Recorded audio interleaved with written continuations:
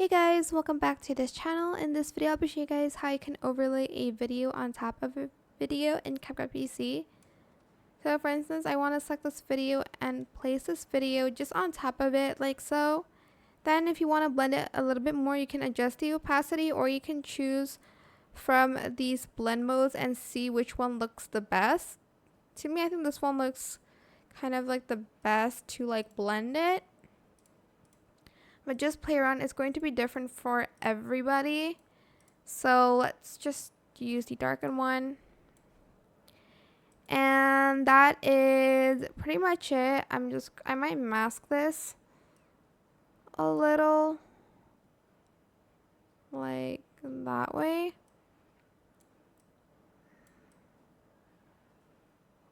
Or not. I think I'm just going to leave it, honestly.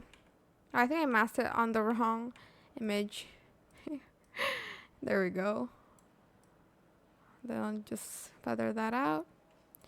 And that is it for this video. I hope it was helpful for you guys. Don't forget to like, comment, share, and also subscribe to this channel if you haven't done that already. If you have any more questions about this video, just leave it in the comment section down below.